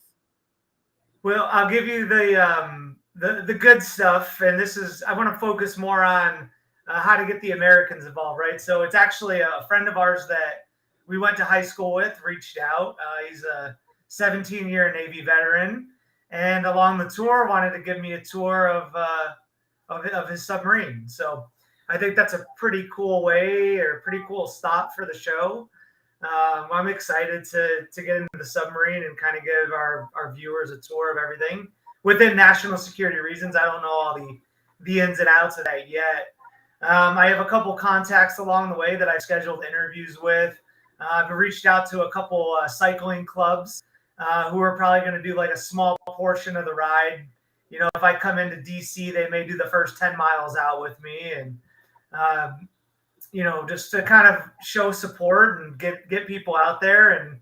And yeah, I was also featured on a Tucson news station about this project. So we're hoping to get more media coverage as time gets closer, hit a couple podcasts and whatnot. So the word's getting out there, and we got about 2 months left, and I'm excited to get things going. No, that is pretty cool. So let's kind of hit reset on the entire project, the rhyme and reason behind it, logistically when it starts and where it's going, and how many dates and locations of stoppages are locked into stone and how many are still free floating. Do you have it fully mapped out, like where you're going to sleep and where you're going to eat and where you're going to pause and meet up? Or is it still kind of, you got plenty of time at the moment and that's not really the most important part just yet? How's that all coming together? It's coming together pretty well. So I have all the stops mapped out. So I know exactly where I'm going, exactly what day. And if you want to follow along, just go to the Tour de Patriot website. It has the itinerary on there. We're still hashing out some lodging options in different places, but it's all coming together. And I'm pretty confident as we get closer that everything's going to go off without a hitch. No, that's pretty cool. And just remind us all again from the beginning, Tour de Patriot, what is it? And like just logistically, it's starting in point A and then it's going to end where, how many days later? And once again, the reason behind why you decided to do this. I know we talked last time about the origin story of where this came from. I do enjoy that. I do enjoy just randomly having something come up in a conversation. You go, you know what? I'm making that thing happen. That's exactly what you did there. Well, I mean, sometimes you got to take action. And, you know, that's actually part of the reason behind this whole tour. Like, I want to bring this country together. I want to create some unity. We want to create conversation. I feel like we're talking within our echo chambers. Disinformation is just running rampant everywhere.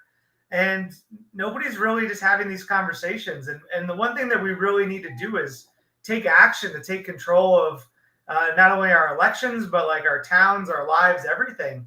I think for too long, we've allowed the government to just slowly like seep into our lives and take over a little bit more and a little bit more.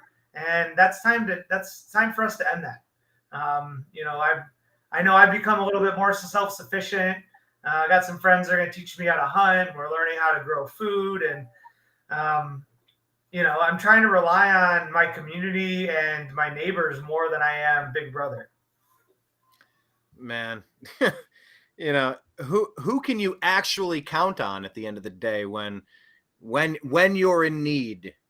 Who's actually going to be there? Is it going to be Big Brother, or is it going to be your friends, your family, your close neighbors, and your tight-knit community? I mean, we were never supposed to be this massive top-down federal government monstrosity like it's become.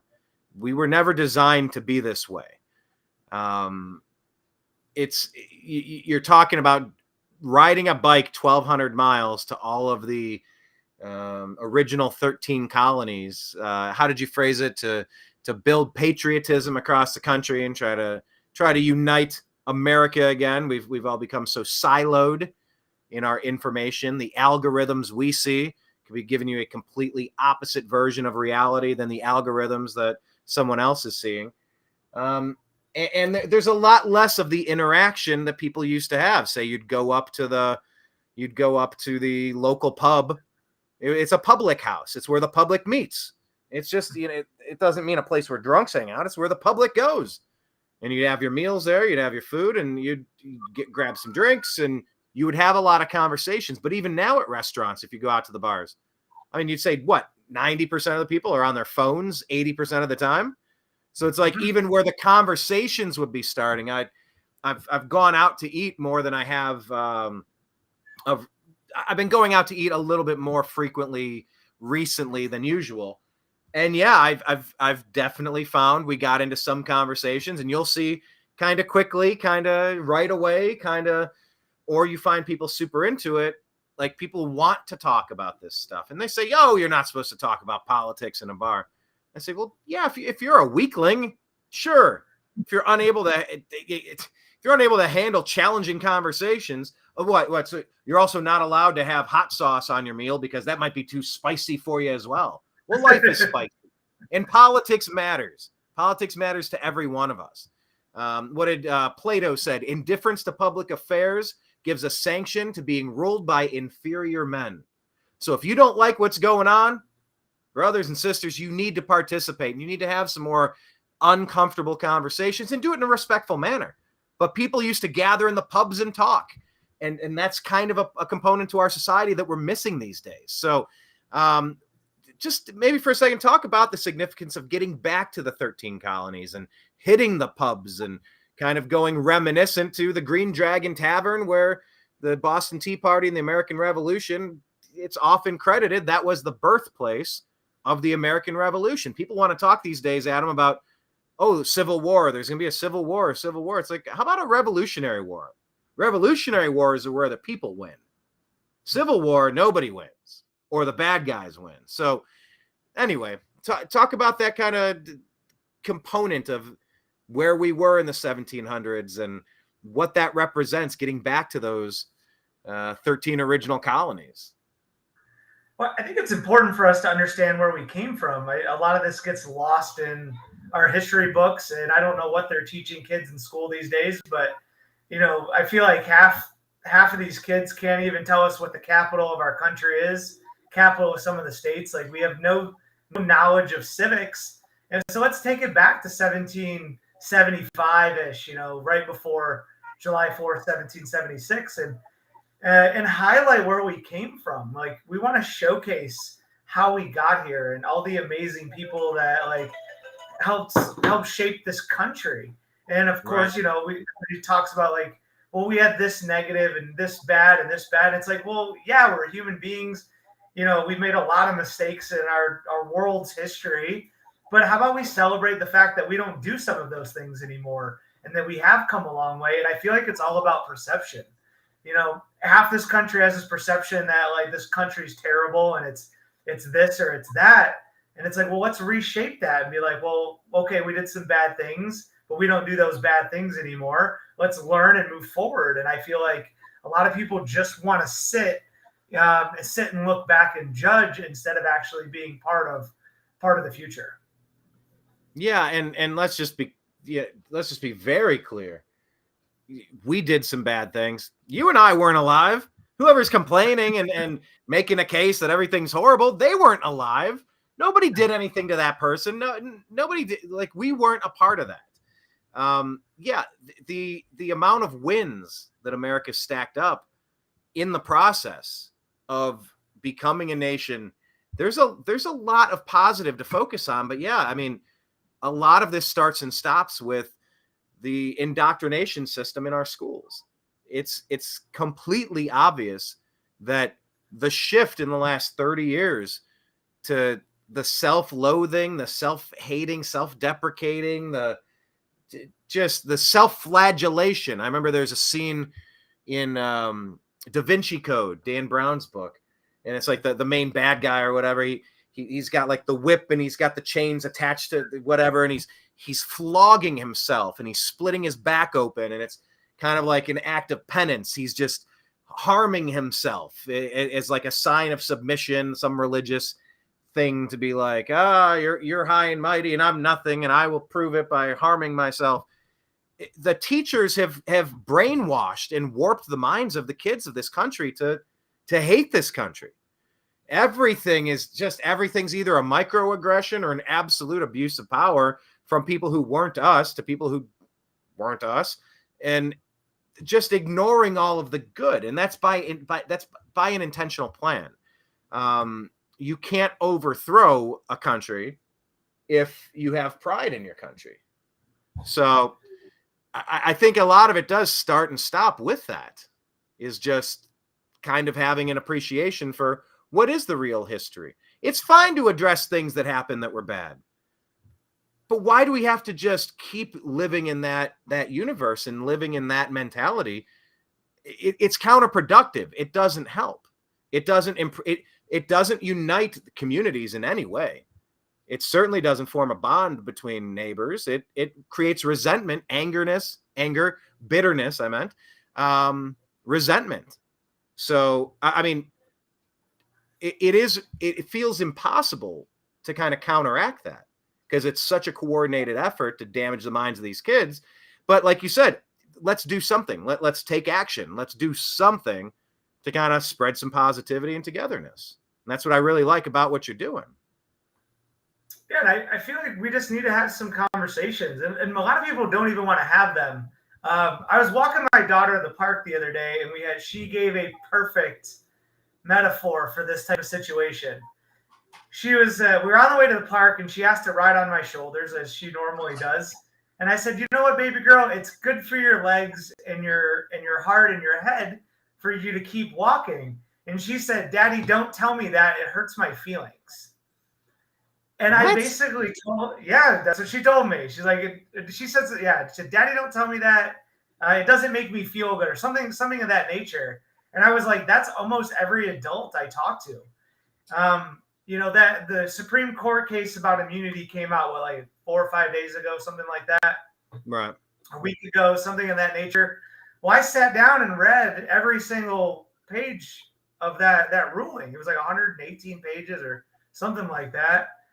And I would bring up, I've seen all these articles about, they're going to be able to do this because of this. And I was like, that's not even what the ruling says. You're not. And then like people will shut the conversation down because I brought up facts that I read on the actual case versus their news article that took a small clip, spun it into a clickbait thing. And they're like, oh, he can use SEAL Team 6 to kill his political opponents. And I'm like, yeah, that's not at all what that ruling says. And the fact that you believe that shows me that you're just being indoctrinated by the news. And as soon as I point this stuff out, conversations get shut down. People do not even want to hear another opinion anymore. Yeah, I've run into that quite a bit. But look, the name of the show is called the Agree to Disagree Show. We need to get back to that. That hurts my feelings, Daddy. It's like, well, all right, if you don't want to, fine. You can tap out of any conversation. I'm not going to hold you against your will and wrap a cord around your torso and lock you into the chair. You're going to hear what my thoughts on geopolitics. It's like, fine. Like, I'm not going to do that.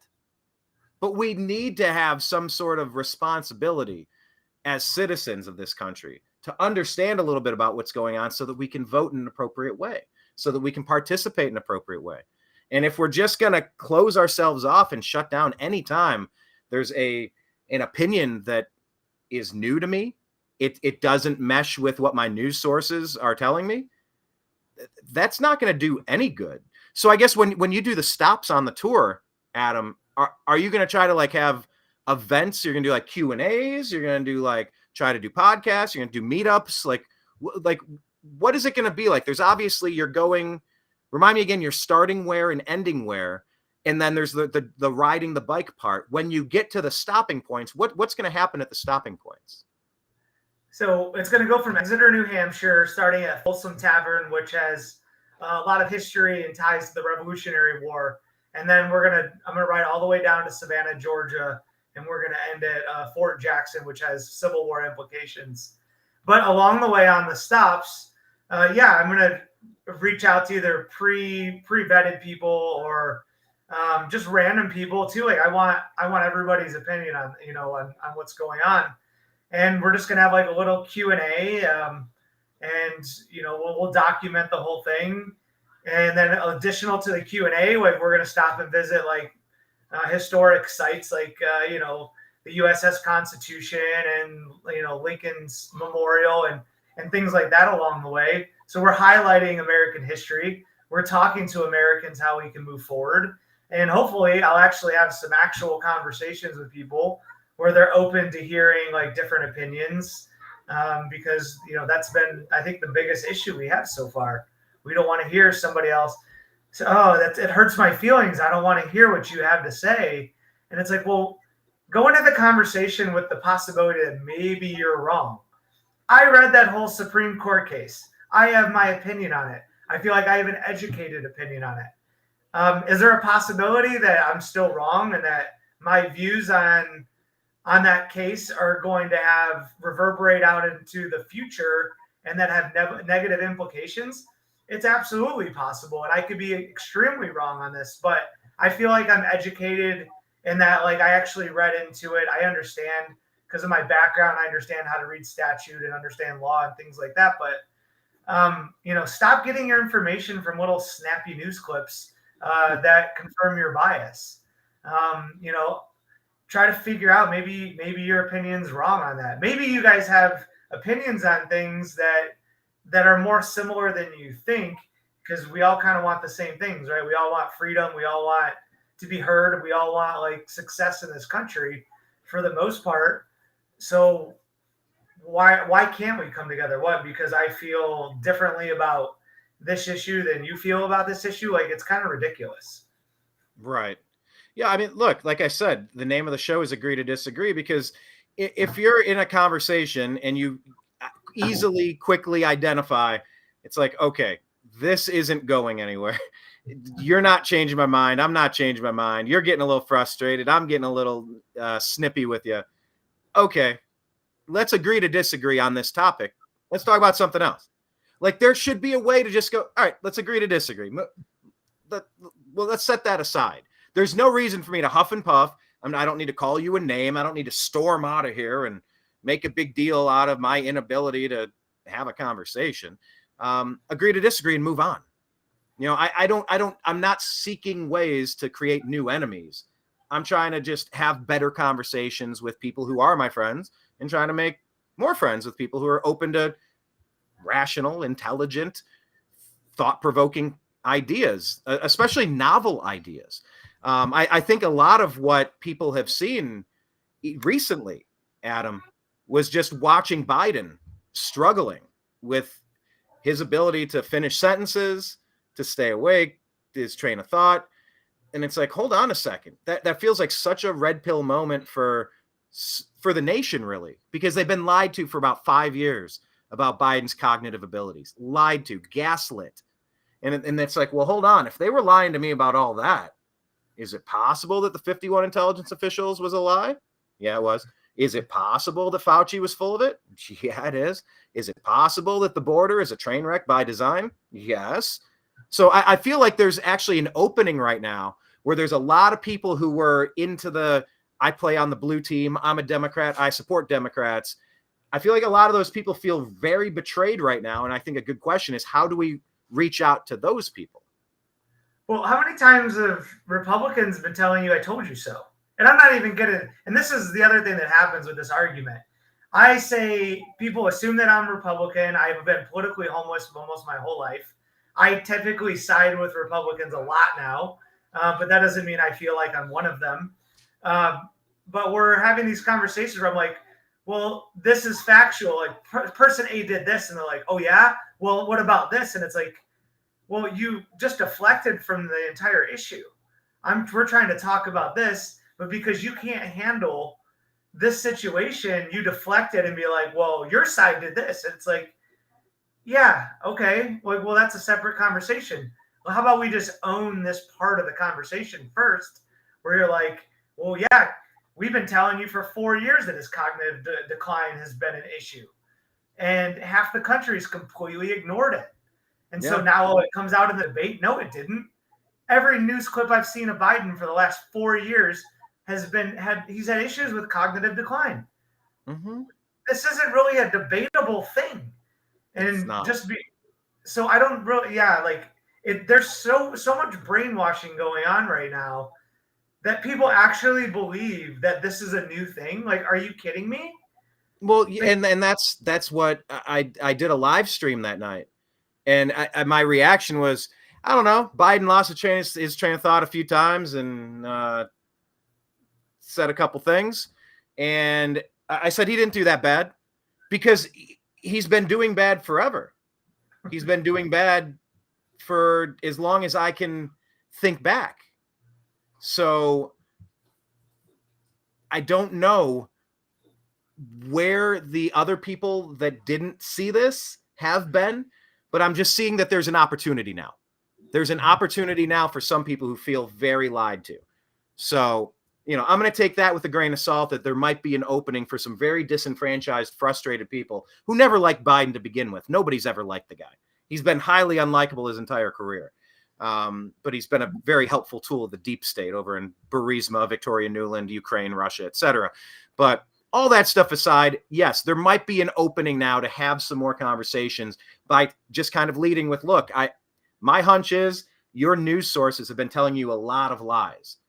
And maybe you start there and you just kind of get from them some of their frustrations, and then you maybe find a little bit of common ground and you focus on the common ground. So, okay, cool. Well, Adam, real quick here, let's wrap this one up, but tell us what you're looking for the sponsors, what you're looking for, like you said, the virtual participation there, how people can get involved, and basically what you're looking for to help build Tour de Patriot into the coolest event that it can possibly be. And how excited are you, by the way, to like, you're getting so close to this thing. Are you getting excited? I'm nervous. I'm going to be in Ohio in about 2 weeks for a 100-mile run. And then I got about a 4-week break before I got to head to Massachusetts or New Hampshire, excuse me, and do a 1,200-mile ride. What I'm honestly looking for is for some people to get involved how they feel fit for them. If you own, a small company, you want to donate $1,000 or want to get a small sponsorship, please reach out to me. If you want to donate $5 on the Give and Go Send that's on the website, or you want to sign up for the virtual ride, or you want to buy a program of mine, just get on and do it. Part of the proceeds are going to go to Support Tomorrow Battalion, which is a nonprofit that helps first responders and veterans dealing with mental health issues, PTSD and whatnot. So, I'm trying to do as much good for this project as I can, not only for the American people, but some of our heroes that really need the help, and every little bit helps. So just any way you feel fit to get involved, just hop on the website, or you can DM me, you can call me. I don't care. Email me, whatever you want to do. But I'm happy. Yeah. Oh, I'm sorry. You're happy to. Oh, I'm happy to engage with as much of the American public as I can and get, if I could speak to all 350, 400 million of us, I would. It's impossible, but I would love to have this conversation with as many people, especially people that have opposing views, that are open to like us potentially being wrong, and maybe we can find some common ground. So however you want to get involved, I'm happy to hear it. Yeah, and instead of looking in the rearview mirror trying to find fault with everything, it's like just moving forward. How can we do better things? Like you can get caught up in a hamster wheel of unproductive conversation real fast, especially when it turns to current events and politics. But it's like, okay, starting today, what's the best path forward to do something cool today? Let's focus on that. Like that could always be a rallying cry to just recenter, refocus, and just get a conversation that went into the ditch, pull it back onto the road before you blow a tire on that one. Obviously, I have tourdepatriot.com on the website, but you said if people want to DM you, where else do people find you on social media? What other sites are you using the most these days where you would like people to follow Tour de Patriot? Right now, it's on my Instagram, which is at soulful_training. So soulful is SOLEFUL, like the sole of your foot, _training. I'm going to give updates there. I'm probably going to do a lot of my live streams there. On the actual ride, I'll probably do an Instagram lives and posting on Instagram and TikTok and whatnot. So that's right. You asked me to do an Instagram live before. Let's do an Instagram live. When do you want to do the next one? It was 6 weeks ago, 5 weeks ago. How about Monday? You want to do on Monday? Hit me up send me a text. We'll see if Monday works. Let me check things. But yeah, I've been meaning to do that. I don't use Instagram. I don't use Instagram that way, and I need to start using it for that kind of I sort of gave up because it's a Meta product and it's Zuckerberg, and they don't like me, we don't like them. But you know what? Screw it. As long as I have it, let's do it. So I want to do a live with you on Instagram. Let's talk offline and make that happen. And yeah, check out tourtopatriot.com for more information. Adam, it's an exciting project. I wish I could say I'm going to fly out and join you, but I don't know. I don't know if I'm feeling up for that, but I am excited for you, and it's a cool project. And yeah, like try to remember the good things in the good places our country has, the things we've done that were good, the things that we can do that are better, and just try to focus on that. A lot of shysters are getting us in the weeds, angry and resentful about things that we can't undo. Let's focus on tomorrow. Let's focus on the next 4 years. And let's try to unite this country again. I mean, that's what the original 13 colonies were trying to do. Everyone had their own thing going on. And it's like, look, unite or die. It's either we all come together or we're going to be torn apart. Assuredly, we must hang together, or assuredly we'll all hang separately. So, I mean, truer words have never been spoken. It would be a great time to unite this country as Americans on this these strange times that we find ourselves in. So, all right, cool. Only way to get through this crazy experiment. Absolutely. Final thoughts on your way out the door? Wrap it up for us, sir. Nothing. I'm excited for the project. I'm excited to speak to all of you. I'm excited to do something positive. Don't ignore the negative, but focus on the positive. Good. I like that. And yes, hit me up. We will do an Instagram live. I'm looking forward to it. And yeah, best wishes to you. Keep up the good work, and we will talk again soon. Thank you again, Adam. Thank you. Thank you for having me. All right, sure thing. There goes Adam Boyd. Check out tourtopatriot.com for more information, everybody. And this is today's episode of the Agree to Disagree show. My name's Brian Engelman. Once again, follow the New American Media on Truth Social. Also go to Spotify. Our podcast is The Agree to Disagree Show. Hit subscribe. On Rumble, we are The New American Media. Hit subscribe over there. Please, that is one of our favorite platforms these days. Telegram, we're TNAM and TNAM Chat. That's TNAM for The New American Media. So TNAM and TNAM Chat on Telegram. On X, we're at American_media_. In the Facebook groups, search TNAM and you'll find a whole bunch of our groups. Join them. They're private. And if they ask how'd you find us, say Brian sent you. And you can follow our page, The New American Media. Also, as he said, as Adam Boyd said right there, Instagram, find our page, The New American Media. YouTube.com/@TheNewAmericanMedia as well. And Patreon.com/The New American Media if you'd like to support independent journalism. Awesome. That was cool having two guests today. I want to get into that regular. We got a nice time frame with Blake. Blake is usually 3 o'clock to 4:45. And then right at 4:45, that'd be a great time to bring in a special guest. That was fun. So anyway, got some ideas on how to format the program moving forward. I hope you enjoyed today's show, and I hope you stick around for our upcoming shows. So I'll be signing out. Thank you to Kenneth and everybody else in the chat room. Special thanks to Blake, Walley, and Adam Boyd for joining us. Signing out here. I appreciate you.